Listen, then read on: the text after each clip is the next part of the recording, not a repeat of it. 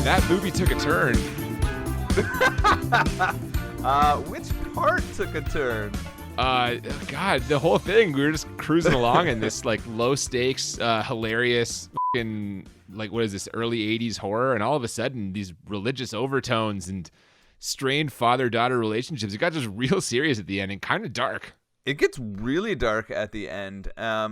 And really shocking. I think the biggest turn in this movie is the fact that it's called Night of the Demons and it's a movie about fucking Bigfoot. Yeah, that's a great point. That to me is the turn of this whole fucking thing. Yeah. Well, there's a connection. They try to make a connection to being a demon. They gave it a shot. It's very strange though. I agree. I don't know why this movie couldn't have just been called like Attack of the Sasquatch or Revenge of the Bigfoot or I don't know. It definitely should have been. So if you're tuning in, this is Bad Movies and Beer. Yeah, I'm Cooper. I'm Nolan. You sure are. And we are discussing Night of the Demon. A movie about fucking Bigfoot? Yeah, but he's a demon, I guess. I don't know, man. This was a request, an audience request from one of our Instagram followers, Joseph. On Instagram, we appreciate you, Joseph. I'm not going to say the whole thing. Just Joseph. Thank you, Joseph. We appreciate the request. So Joseph threw out a movie that definitely deserves to be on our podcast. Oh, it's terrible. And this was apparently heavily censored in England. It's one of the movies that got the rating of video nasty, which is just hilarious to me. Can you explain video nasty to me? Yeah, it's basically like their version of, I don't know if it's their version of an X rating or like their version of an R, but it's like a certain group of movies just got labeled video nasty, as in like not fit for like human consumption, essentially. And why would this one be a not fit for human consumption? Oh, probably because of the religious overtones. The British, are sort of legendary for, how do I put this nicely? Propriety, I guess. And there's a lot of improper things about this movie. Oh, so those things put it over the edge. Okay. Yeah, so this is going to be quite a ride, and the beer we are enjoying, because we always enjoy a beer when we review these movies, tonight we are drinking what? Night Marzen. Okay. So this is an amber lager, so you're going to really enjoy this one. And this is from Beau's Brewery. They're kind of about an hour outside of Ottawa, Ontario. They're a pretty cool place. They've taken over an old factory and farm. I think they actually used to make garments at the place where they do it. I went and visited it not too long ago. And they've been putting out great craft beer almost sort of since the start of the craft beer revolution in Canada and Ontario for sure. So definitely check out some Beau's beers, and we're going to let you know how Night Marzen is at the end of the podcast. Yeah, their Lug Tread is a beer that I know you have enjoyed for years. It's one of the first I remember you talking about with me in terms of craft beer. Yeah, oh yeah, that one is sort of a staple or an early staple of like craft lager, right? Like that was one of the very first. Yeah, just jumped into it right there without me. Yeah, I know. I just sort of jumped it a little bit. Okay. I really Someone's want to excited. This, so. I'm gonna open mine right now, though.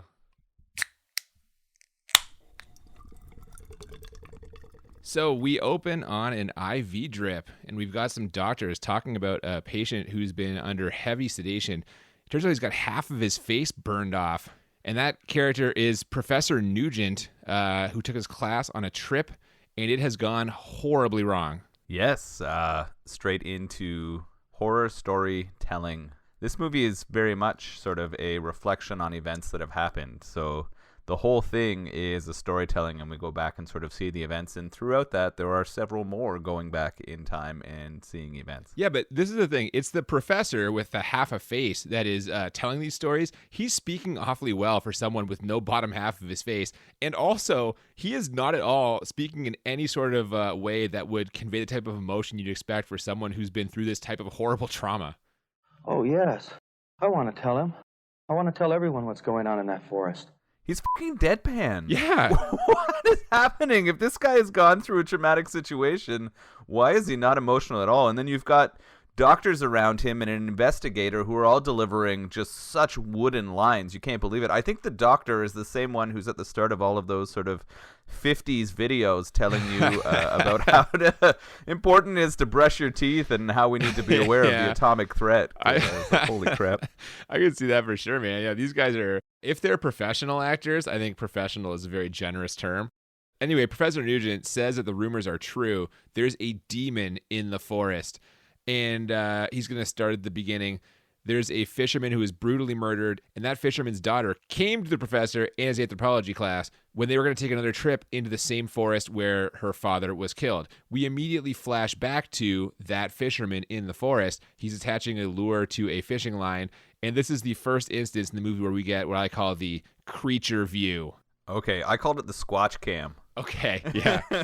And this is sort of a red outline around a camera with a like clear circular center. Yeah, it's like they took a piece of red cellophane and like cut a hole in it, and then they put it over the camera lens. There's like a hole in the middle where everything looks normal, and there's this red kind of like, circle around it.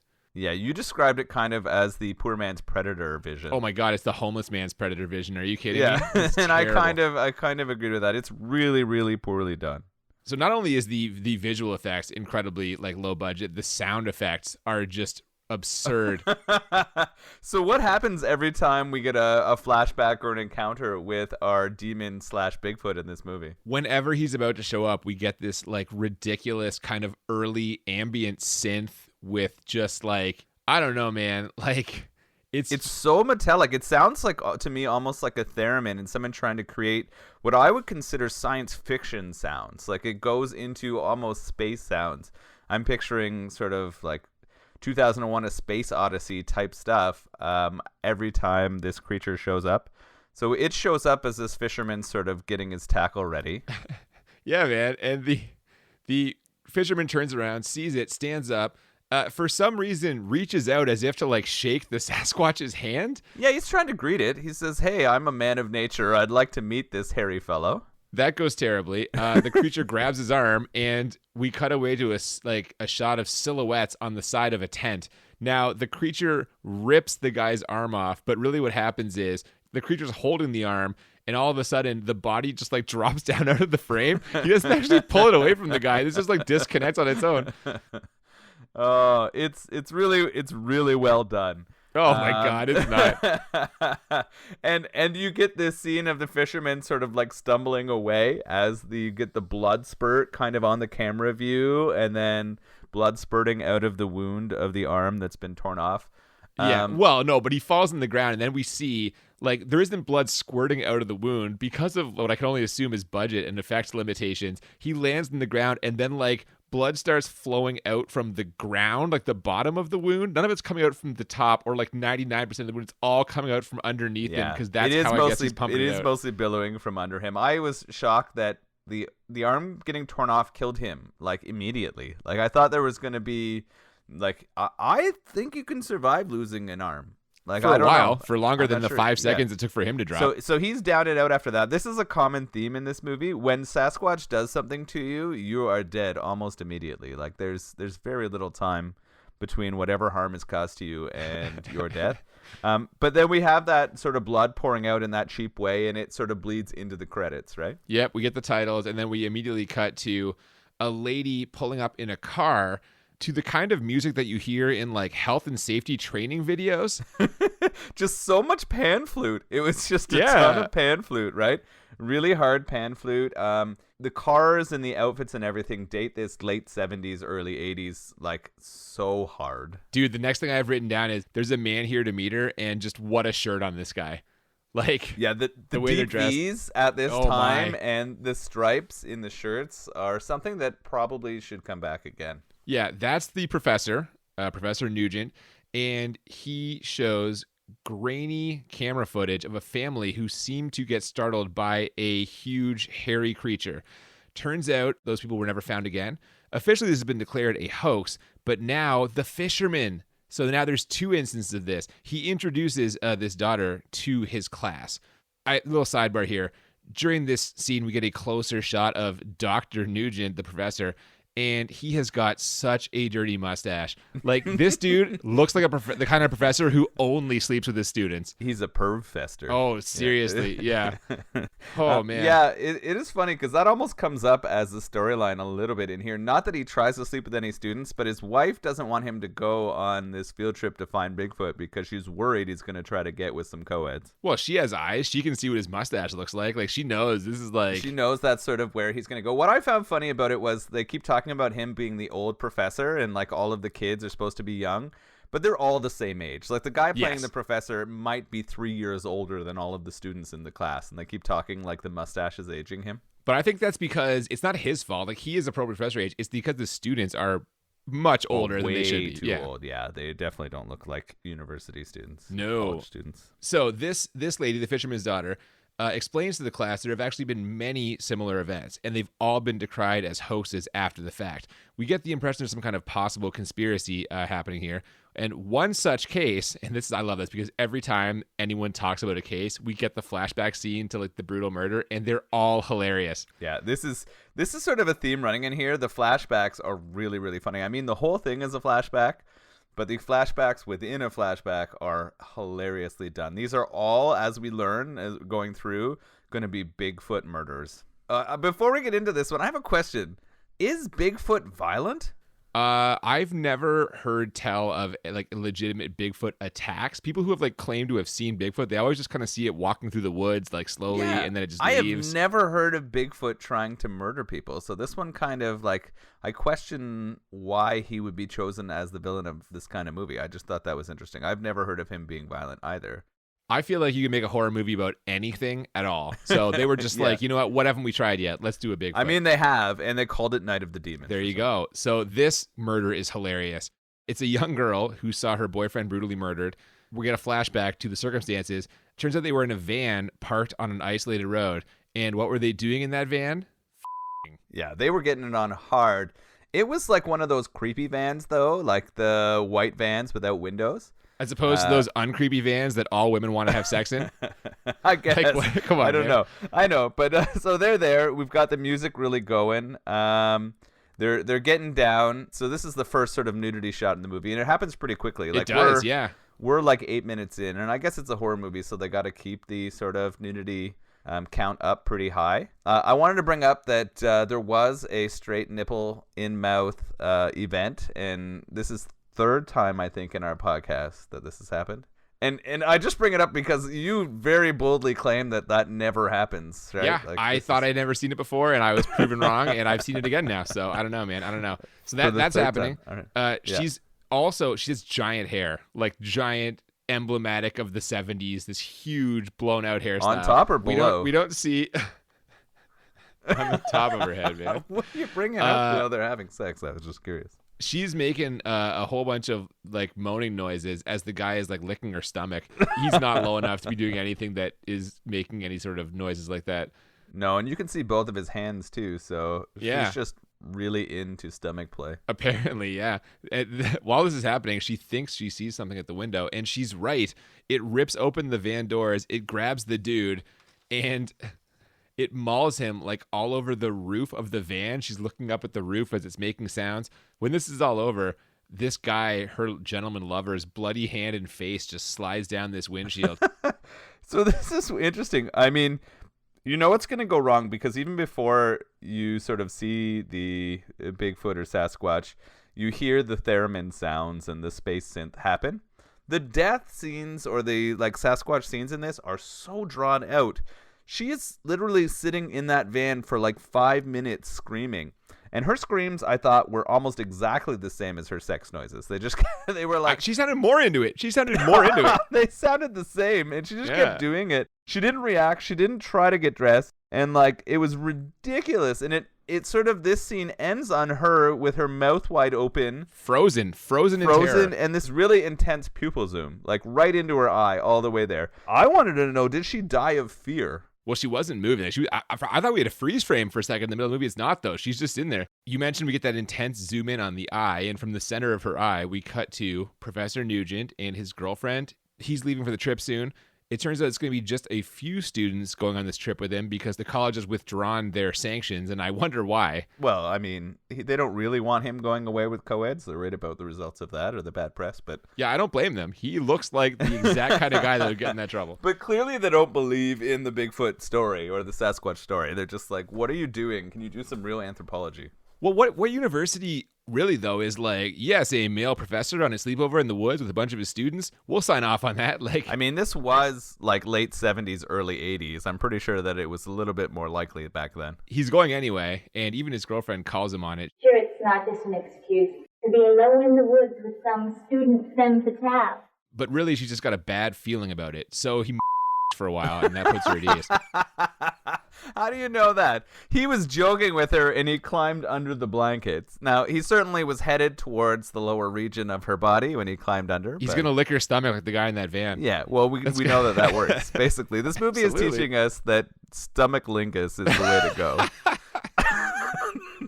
If you haven't tried it, everyone, that's how you get your partner. Oh my gosh, man, that's funny. So from there we go to a boat. It's traveling down the river. There's a professor, the fisherman's daughter, and a few students, and some really creepy old dude watching them who looks a little bit like Dick Van Dyke or what the professor's going to look like in about 40 years. Like if you just age the professor, Oh it's my really goodness. strange. I almost felt like this character, and we're going to meet him shortly, the creepy guy in the woods. I almost felt like they did age him. Like they dyed his hair and mustache gray. Like he looked like he was the same age as the people in the movie, but they just grayed out his hair and stash. His skin was real smooth. He had young looking Yeah, skin. he did not look like an old man. They were trying to make him look like this withered old guy who lives out in the cabin in the woods, and it was not pulling it off for me.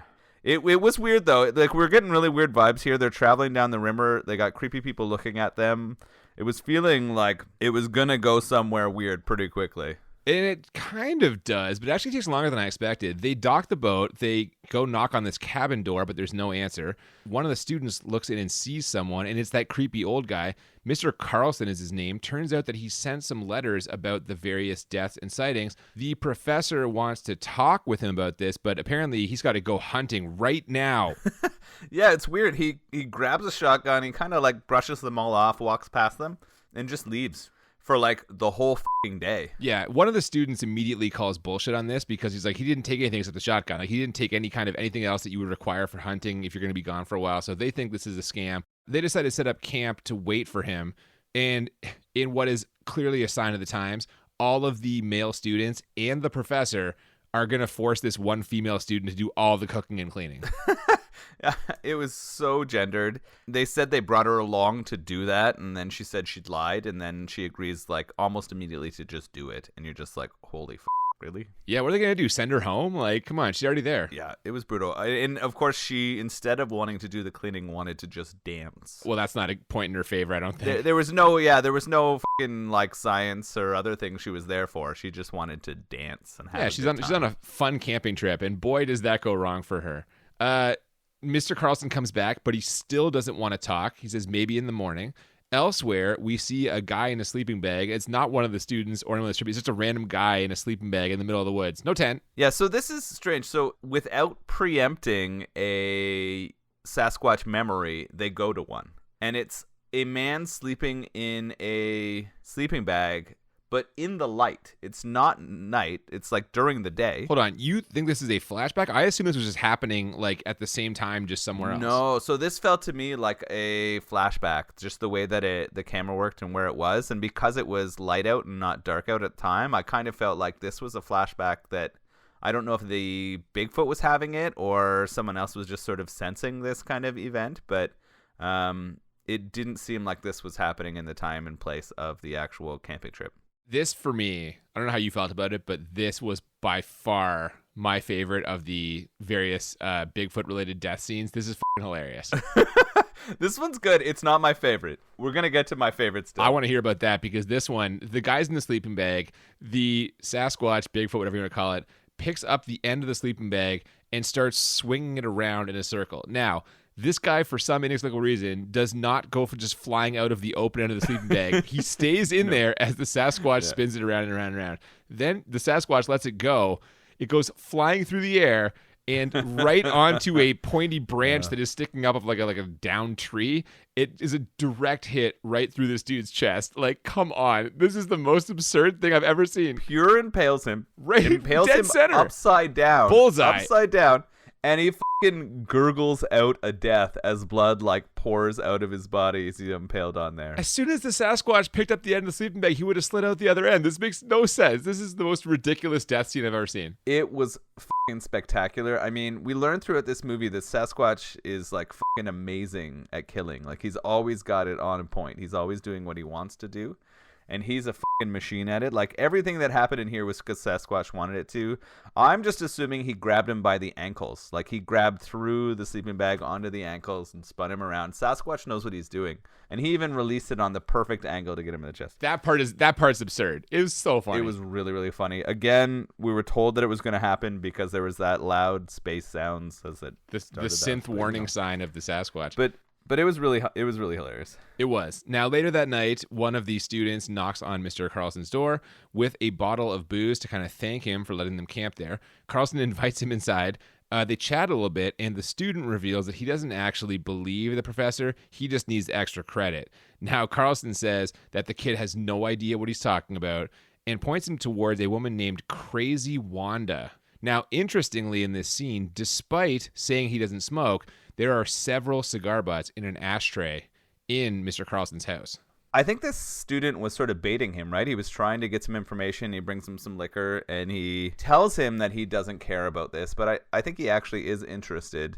And I think he kind of tried to get him to spill the beans. And it kind of works, right? Giving him some booze and telling him he doesn't care really gets that information that maybe something is going on here, and they get that lead. They need Crazy Wanda. To your point, the student is very interested once the guy mentions Crazy Wanda. Yeah, and I think they then have sort of what they need to do, right? They decide to go into town and ask all they can about Crazy Wanda and figure out if that's their lead to finding Bigfoot or Sasquatch in these woods. Yeah, and they get information pretty quickly. The professor at the general store learns that Crazy Wanda lives all alone since her father, Mr. McGinty, a preacher, died, that she doesn't speak to anyone, and the only one who knows how to find her house is her. And apparently she had a baby, a hideous, deformed baby. Didn't even look human. So if you can't see the connection to what's going on here, I don't know. Yeah, this was really on the nose, right? Clearly they're going to hit you in the face with sort of what's going to come next. You know that when it's a movie about a Bigfoot or Sasquatch and we have a mongoloid, their words, baby, that something's up here. Yeah, they also mention that Father McGinty had a bunch of followers, but there's some thought that maybe they are crazy and or cannibals and or inbred forest people. Sounds pretty weird for sure, and we're going to get more about them later.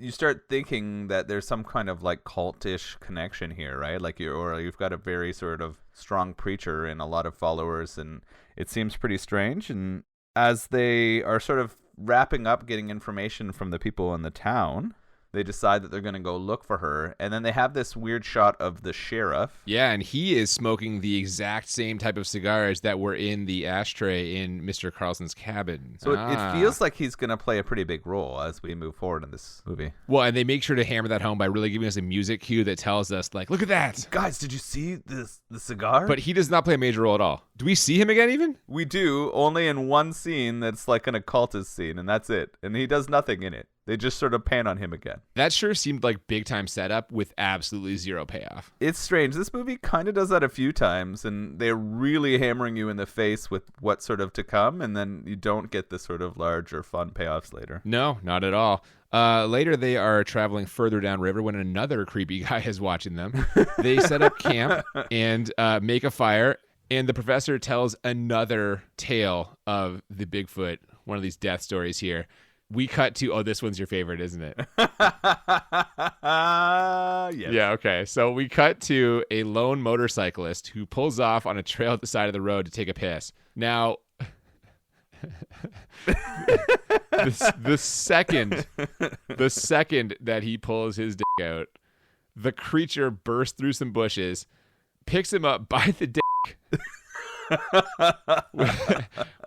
we get this kind of like reverse shot of it's just the guy from behind. He's getting picked up off the ground. All of a sudden, all this blood starts pouring down.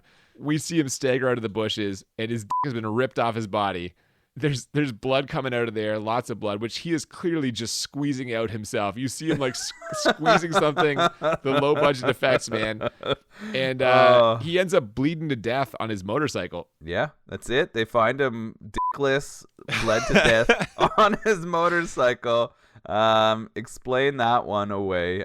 Clearly the first guess would not be Bigfoot took this guy's dick and ran away with it. Why Bigfoot only tears off his dick and runs away is questionable. I don't know if he was feeling Like, was he feeling threatened by this guy's package, or I'm not sure what happened, but well, we see the package. This dude actually hangs dong. This is a full frontal male nudity. Yeah, I was wondering if it was a stunt or if it was like real. Like, I wasn't sure because they also show it ripped off as well. It did make me. We don't see a lot of full dong in the movies we watch, but no, we don't. So you're saying welcome change of pace. I agree. It should be equitable. We see a lot of breasts, so I think we should at least see. That was my point when we watched Motorcycle Maniacs. Yeah. Yeah, why aren't we seeing other things as well? We saw a lot of JVD when we watched Bloodsport, right? But it was all covered though. I still think he was stuffing. Anyway.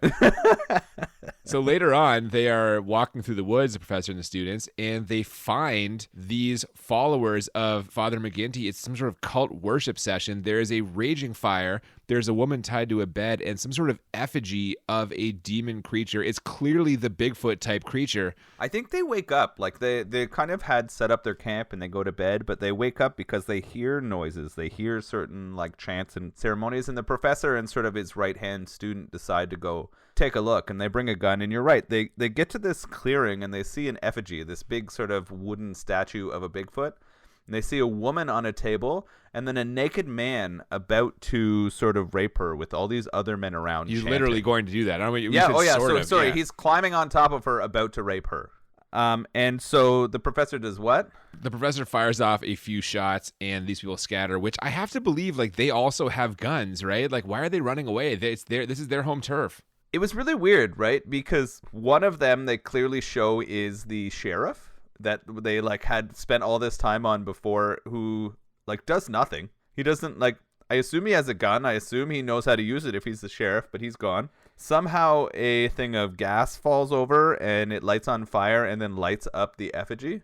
They all just fucking scatter. And what was weird to me too is the professor and his buddy don't try to go help the woman. Like, they're just fucking peace after as well. Like, they don't get threatened by these people and they peace, and they don't even try to go check on the woman who was raped.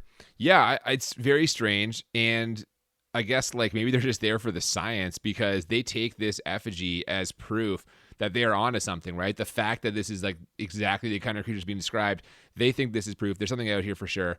Now we get a fake out scene right now where the professor is sleeping in his tent, and all of a sudden the creature breaks into the tent, rips his throat out, but it turns out this is all a bad dream. It's the professor's girlfriend. She's at home kind of tossing and turning.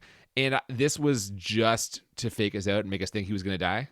Yeah, it was weird. I guess that was the point of it. I don't know if this was padding, right? If we're talking about Cooper padding, this could have been one of those scenes. It was strange because you don't see her again the rest of the movie. No, I know. This is another character where it's setting her up. And like after this scene, at first I thought she was gone. I'm like, we're not going to see her again. They left. But then when this scene popped up, I'm like, okay, now we're going to see her later on. Maybe she comes to kind of rescue him, something. She's concerned.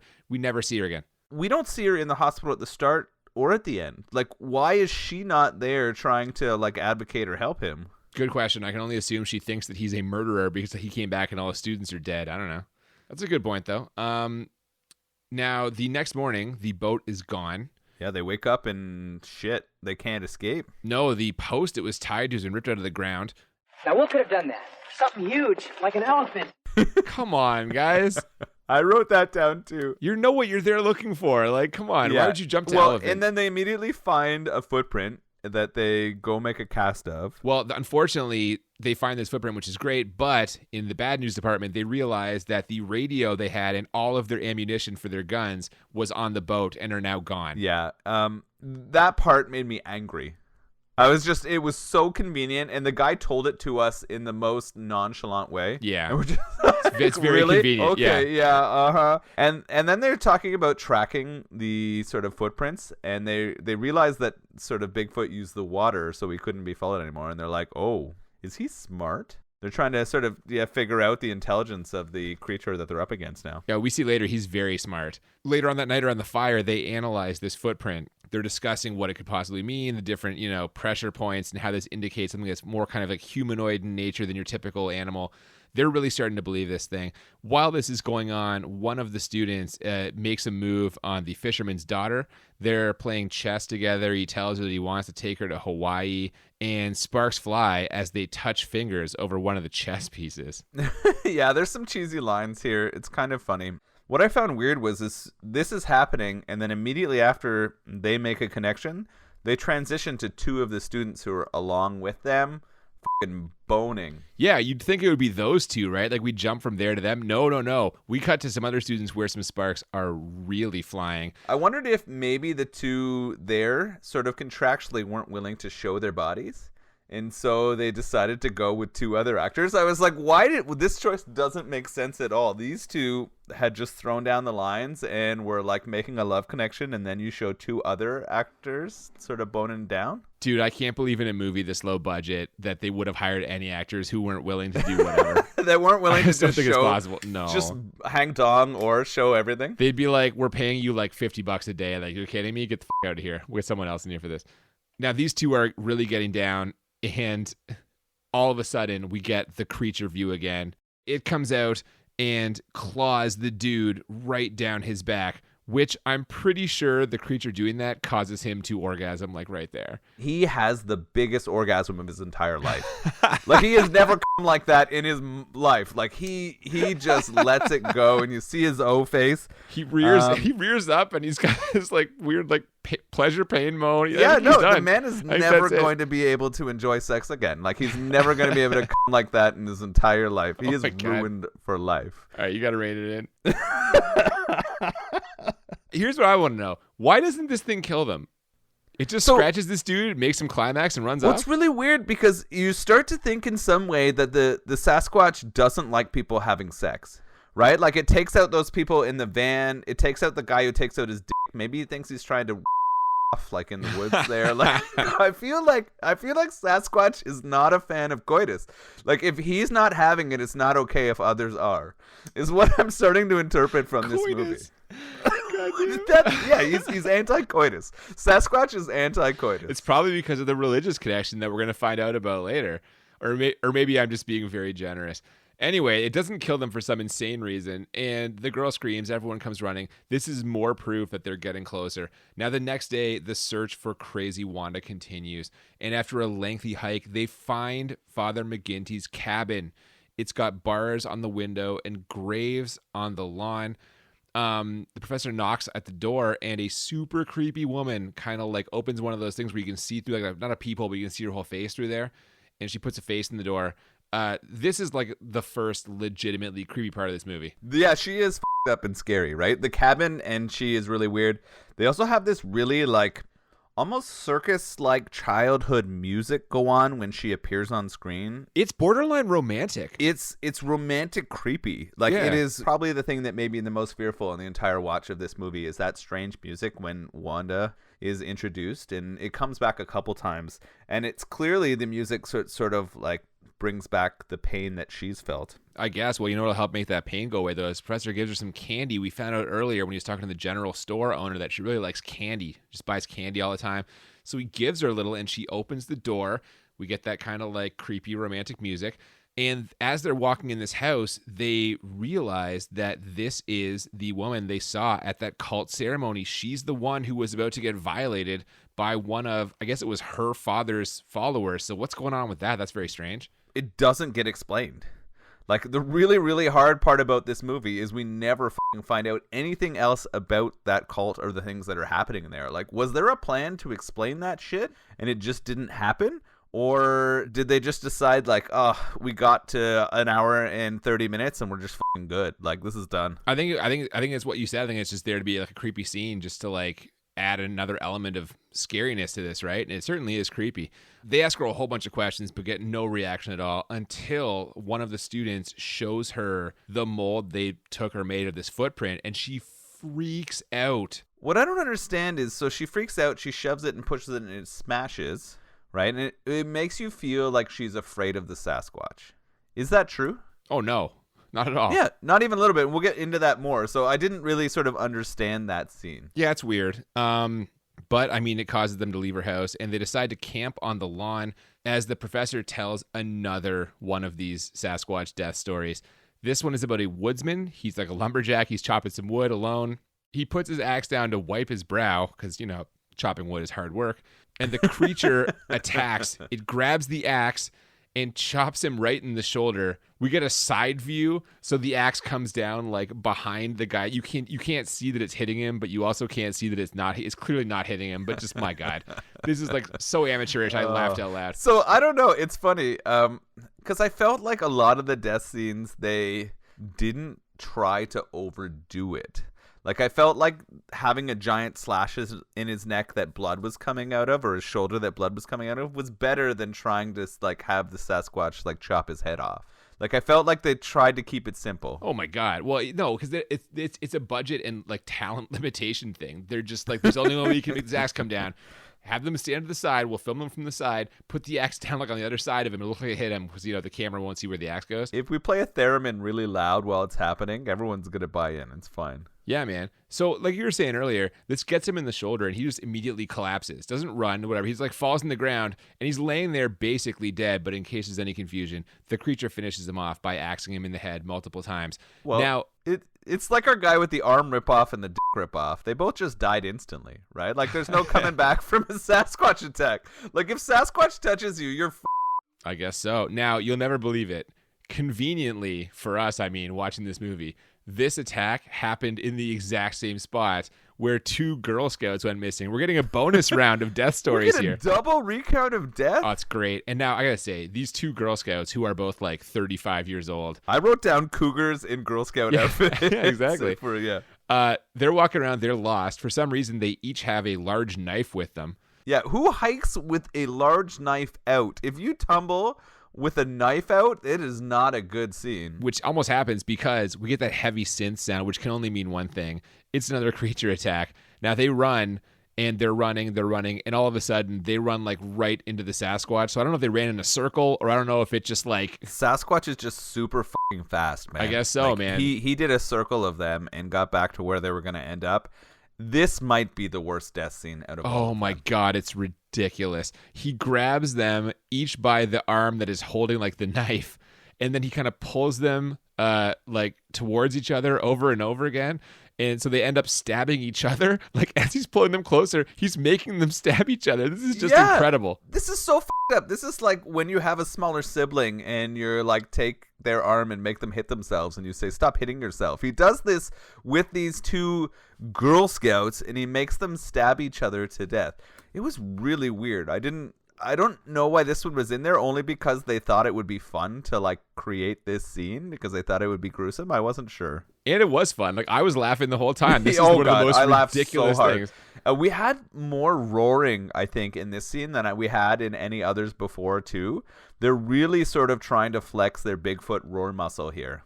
Yeah, I just have to say, the deaths in this have been so hilarious so far. This is why I'm saying the tonal shift as we get to the end of this movie is so drastic, because right now, this is like ridiculous. We're having fun. We're laughing. It should have just been funny. Yeah, that's fair. Yeah, they changed lanes really quickly.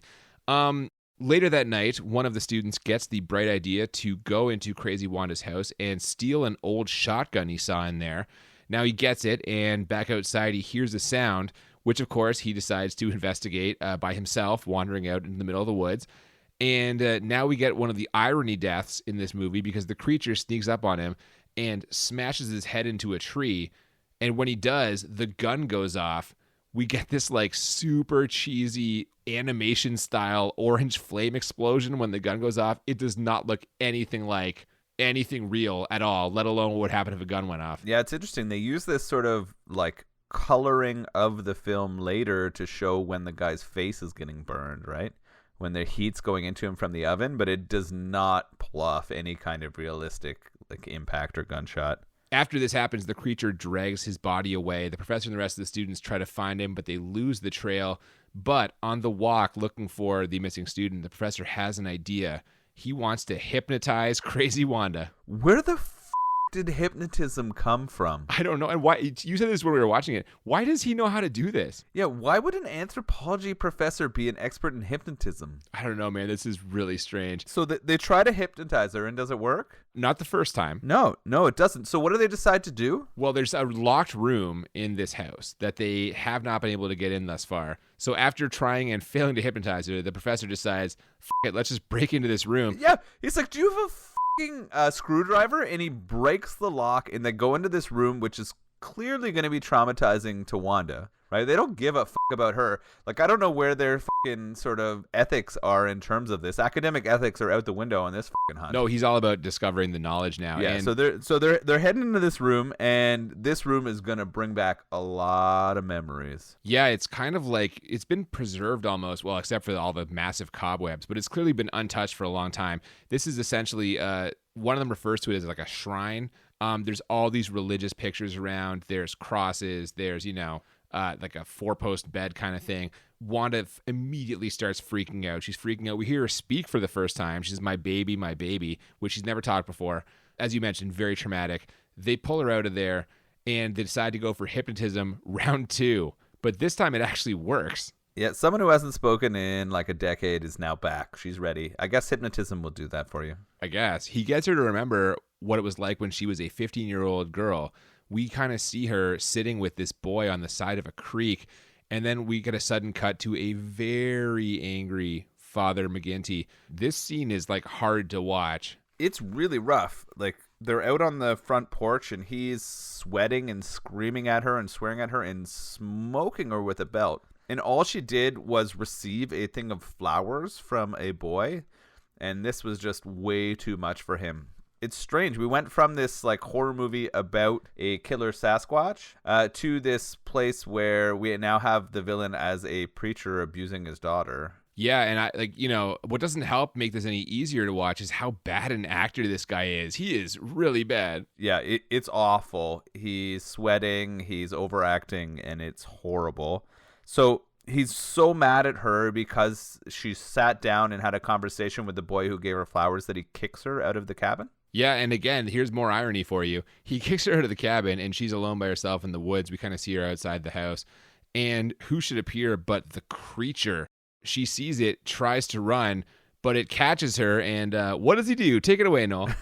Well, first of all, they're building sort of this scene up by showing all of these shots of lightning above in the sky. So they're really trying to show that it's a stormy night and things are going to go down. Bigfoot captures her and gets on top of her, and he proceeds to like have sex with a woman. We kind of knew this was coming because we heard of the baby that was born earlier in the movie. Like they really sort of give this one away. Something like this is going to come along. I had really hoped it was going to be consensual. It was not. It was not. I was not really ready for that. So he rapes her. While it's happening, the preacher comes out of the house with a shotgun and sees it.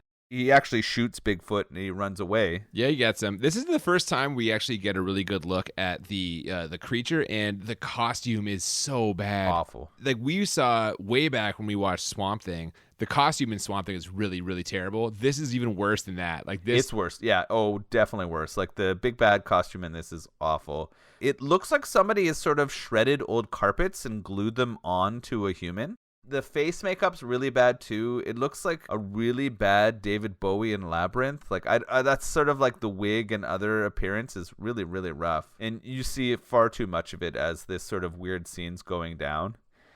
So the preacher shoots him and he runs away. Yeah, but the damage has already been done because now what happens to the daughter? She's pregnant, and Father McGinty is not pleased. He's praying for God to, in his words, kill that evil thing growing inside her, and take the girl too, if it be thy will. He might even try to like cause a miscarriage. It's not clear. He's trying to like make her drink something. And no, he definitely does. He tries to make her ingest poison to make her not have the baby. She spits it out. Yeah, this doesn't work. We see her later in labor, and she's giving birth to something gruesome. And the father takes it and holds it up to the camera, and yeah, it is really gross. It makes almost like, I thought it was like ape type sounds when it was born. It was weird. Like they made the choice to make it make ape sounds rather than humanish sounds. I kind of wish they made it more humanoid because it is so humanoid in terms of the shape and all of the actions of this thing. Like we know that it has sexual needs. We know that it is shaped and very much like a human, just hairy and slightly larger. I was surprised they made it have ape sounds when it was born. I don't know what to say about it really. It's like, again, it looks so gross. And now we go back to the non-flashback portion of this where the professor and the students, they debate whether or not the creature could possibly be her baby. But, how if Father McGinty killed it when it was born? There's only one way to find out what's going on. They decide to dig up the grave. So they do. They find a tiny coffin, and inside it is what looks like a deer skull. It is straight up a deer skull in a box. For movie purposes, it's supposed to tell us that deer skull is the Sasquatch baby. But it's definitely not. No, it's just a skull. There's like one bone in there. It's not well done. It's not well done. If anyone has ever seen a deer skull, they're like, well, that's a deer in a box. But not even a whole deer, just the skull. Yeah, and it is strange. So they dig it up and they pull it out and they see this and they confirm it is the Sasquatch baby. And what happens? Well, you know who doesn't like them digging up that grave? The creature. It attacks them. They run into the house. They're trapped now, and while they are trapped, Wanda gives them more information. She says the creature likes her, and he brings her gifts. They have different things that's kind of dropped off outside her door. Mentions that her father's followers are crazy, and that her father didn't kill himself, which is the rumor going around. It turns out that she killed him. We get an immediate flashback to her father being burned alive. And this movie, again, got real dark real fast. Yeah. We are so far away from like the hilarious dick ripping of only 40 minutes ago. You're right. So it goes really dark here. We get these weird like religious and we get the sort of like rape and like child with a Bigfoot kind of scene. But very quickly we get back into kind of the hilarity of the horror Bigfoot murderer stuff. Well, yeah, the creature is outside and it is not leaving. But they need to leave soon because the guy with the back scratch, he needs medical care. Now, the creature, apparently this whole time, has been carrying around the guy who got the shotgun blast to the face earlier, and it hangs him up outside of the front door, which causes them to open the door and grab him. But for some reason, the creature does not attack when they open the door and like pull the body in. It waits till they're safely back in the house, and then starts trying to break through the windows that have bars in them. Like, what? Yeah, this part's kind of funny. They kind of suggest that he's trying to make a trade. Like, I think they think that he wants Wanda. And from what I can glean from the movie, Wanda, although she was raped by him, does have feelings for this Sasquatch, right? Like, it was the father of her baby who was murdered by her father, and it has been bringing her gifts like her entire life. Like, she feels connected to him and is not worried or scared about him. The people inside the cabin should be. Oh, yeah. So he's pounding on the windows. The professor says the bars aren't going to hold, and he's right, because very soon the Bigfoot, Sasquatch, whatever, rips one of the bars off the windows, and now he's in the house. They try to run, and they do, but unfortunately the fisherman's daughter doesn't make it. He grabs her and immediately kills her. The rest of them run into a room that only has one door and close it, so now they're just hoping that this creature can't break through the door. This room hadn't been seen before in the cabin, and it seems to be sort of like the kitchen / garage / storage area. Well, I'll tell you what it becomes. It becomes the goddamn kill zone because there's no way out, and he breaks that door down immediately and just starts slaughtering them. He throws one guy on top of like one of those giant like logger saws. Oh, God, this one's graphic. So he goes down on this saw. The guy hits it like right with his abdomen and it tears him open. Just a little bit, though. Just a little bit. Just enough. And instead of like leaving the guy to bleed out, the Sasquatch grabs his fucking intestines and rips it right out of his body. It was gruesome. That was the most like horrific kill of all of them. Like that could have been like a legitimate horror movie kill. Not the penis tear off. That was not so much. So that happens to that guy. A different student, the Sasquatch smashes his head through a window and then like grinds his throat along the broken glass until it like slits the dude's throat. That one was gruesome. It took way longer than I would have expected to end that guy on the broken glass. This was kind of like the professor's second in command too. And you're like, oh, well, he's done now. That's the end of him. The other female student gets a pitchfork through the back, and that just leaves the professor. And we already know what happens to him, but we get to see it here. He gets his face burned on the hot stove. And like you mentioned, we get those like terrible color effects where it's the burning. Yeah, they make his face kind of go red and then it sort of like goes black and you're supposed to see that his face is burned off. I don't know if the Bigfoot had thought he killed him and left him alive. Like, I'm not sure why he gets out of there alive. Yeah, they don't really explain how. He just says he remembers walking through the woods. We're back to present day now and he's kind of wrapping this up. He tells the inspector that, you know, that's it. It's really got to find that creature. But the way this movie ends, they basically decide, oh, this motherfucker's crazy. Yeah, it's It's really hilarious. They're all so deadpan. He's deadpan the entire time. He's not scared or excited or riled about any of the story that happens here. But the investigators and the doctors are like, yeah, let's just fucking give him some drugs, chill him out. And yeah, he's criminally insane. So this is my theory, though. Do you want to know why they think he's crazy? Because he's so deadpan. He does not convey the emotions of someone who's been through this. They're like, oh, this guy killed these people. They think he's nuts because he doesn't sell it because he's a bad actor. So you think if he was like emotional and he was a good actor at this point, they would have believed that all of this could have been real? Yes. Did you believe him? Did you believe his performance? No, I definitely didn't. No, not at all. I saw all the shots of everything that happened, and I would have deemed him criminally insane. Absolutely, man. And that's pretty much it. Like, we get a fade to red, not to black. They fade to red. We get more demon sounds, and then we've got the credits. And yeah, man, like, this was just, again, it's it's like a tale of two movies for me. So we'll get into whether you agree with this or not, I guess, in a second, because we've reached the point where we rate the movie, and the way we do this every week, we rate it on a scale of 1 to 10. We do it twice. 1 to 10 for how bad it is, 1 to 10 for how enjoyable it is, and we're hoping to find a movie that is 10 out of 10 on both scales, or as we call it, the Crit 20.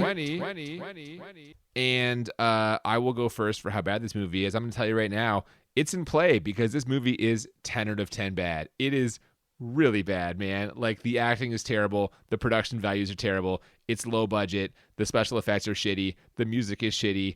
The plot is like borderline nonsensical. For me, this is just like checks all the boxes on what a bad movie is. 10 out of 10 for me. It's real bad. What do you think? It's absolutely 10 out of 10 bad. There is no other place to go with this movie. The effects, the acting, the sound, the music, everything leads me to this being a piece of shit film. It is a 10 out of 10 bad. Like, I can't go anywhere else. I don't think there was any doubt. If you've seen it, you know it. It's a 10 out of 10 bad. That doesn't mean it's not a fun ride. Well, we're going to get to that right now, though, because now you need to tell everyone how enjoyable. We agree. It's a piece of shit, but how enjoyable. On a scale of 1 to 10, how much fun did you have watching this movie? So this is the second time I've seen this movie. The first time with our friends from All We Need Is Sleaze. So I had a lot of fun watching it both times, which is interesting, right? Like, I've got to watch it twice, and I laughed my ass off. Mostly I'm laughing at the ridiculous Sasquatch gross out kills. Absolutely. Some of the absurdity of the plot points are there too. I really struggled with the weird Father McGinty religious, like, Sasquatch rape scene. Like, that one I struggled with. I'm not sure why Sasquatch sort of hates sex so much and murders all the people who are making love around him or masturbating in the woods. That's not what the guy was doing. He had to pee. But I struggle with that part. It's not going to get a 10, so the Crit 20 is not in play for me. I'm sorry. I'm not there with it. Should you watch it if you enjoy this kind of movie? Definitely. It's worth it. It's confusing because it's called Night of the Demons and it's a Sasquatch murder movie. I think for enjoyability, I'm going to give it a 7. So I don't know about you. Like, 45 minutes into this movie, I'm like, this is going to be a fucking Crit 20. Like, this is hilariously bad. I'm laughing my ass off. Around the time I like the dick rip, I'm like, they've done it. Like, this is going to be it. It's in. I'm like, if they just stick the landing, I am enjoying the hell out of this. And then right around the time, like you mentioned, when we get to like the Father McGinty whipping her with the belt and the Sasquatch rape scene, that's where I'm like, ooh. And it just became like, I think it got darker and darker. And like, that really impacted my ability to enjoy it. That's the point where I'm like, well, it's not a 10 anymore. And I'm like, well, okay, now it's a 9. Like, then it kept doing like, now it's an 8. And I'm also landing on it's a 7 for enjoyable. They had me, and I thought it was going to happen, and they went too dark. The tone changes in a strange way.